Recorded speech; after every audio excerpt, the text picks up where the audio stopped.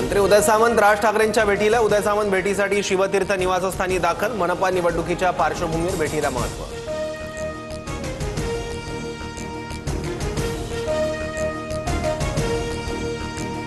पाकिस्तानच्या दहशतवादी सैन्य ठिकाणांवरची कारवाई फक्त स्थगित. येणाऱ्या दिवसात पाकिस्तानच्या हालचालीवर लक्ष ठेवणार. पंतप्रधान मोदींची पाकिस्तानला शेवटची वॉर्निंग.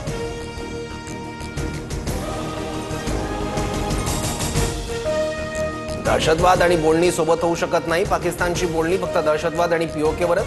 मोदींचा अमेरिका पाकिस्तानसह जगाला स्पष्ट संदेश. अणुबॉम्बची ब्लॅकमेलिंग भारत सहन करणार नाही. दहशतवादी आणि मदत करणाऱ्यांना एकाच नजरेतून पाहिलं जाईल. पाकिस्तानला मोदींनी ठणकावलं. यापुढे भारतात दहशतवादी हल्ला झाल्यास सडेतोड प्रत्युत्तर देणार. दहशतवाद्यांची पाळमुळं शोधून कारवाई होणार. मोदींचा पुन्हा पाकिस्तानात घुसून कारवाईचा इशारा.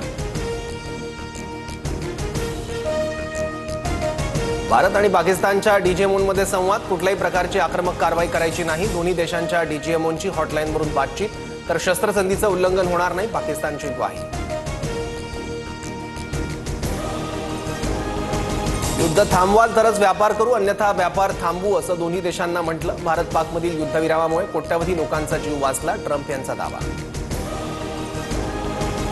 पाकिस्तानच्या आण्विक तळांवर भारतानं हल्ला केला नाही, हवाई दलाची माहिती. किराणा हिल्सवर आण्विक तळ असल्याची माहिती नाही, हवाई दलाचं स्पष्टीकरण. आण्विक तळावरच्या हल्ल्यांमुळे पाकिस्तानात भूकंप होत असल्याची सोशल मीडियात चर्चा. न्यूक्लिअर रेडिएशन होण्याच्या भीतीनं आणि इजिप्तचं विमान पाकिस्तानात गेल्याच्या व्हायरल पोस्ट. जम्मूमधील जनजीवन पूर्वपदावर. बाजारपेठांमधील व्यवहार सुरू. जम्मू काश्मीरमधील शाळा आज सुरू होणार. तर सीमा रेषेपासून जवळ असणाऱ्या शाळा कॉलेज पुढील आदेशापर्यंत बंद.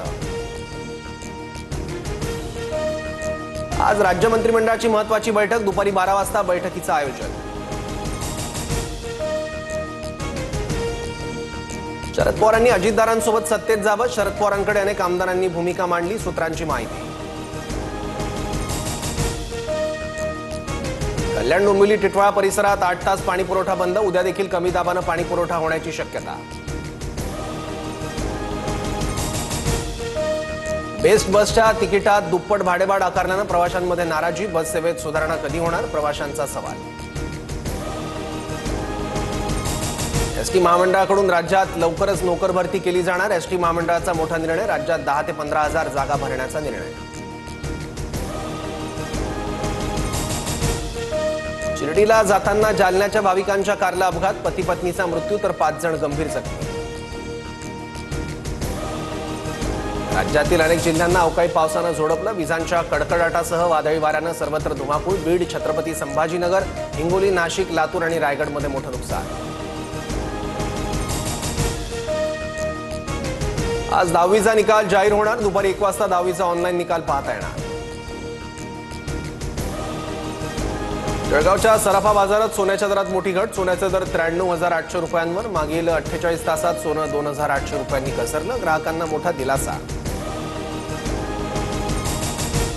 मुंबई, ठाणे आणि पालघरमध्ये वादळी वाऱ्यासह पावसाची शक्यता. राज्यातील अनेक भागात पुढील 3 ते 4 दिवस वादळी वाऱ्यासह पावसाचा अंदाज.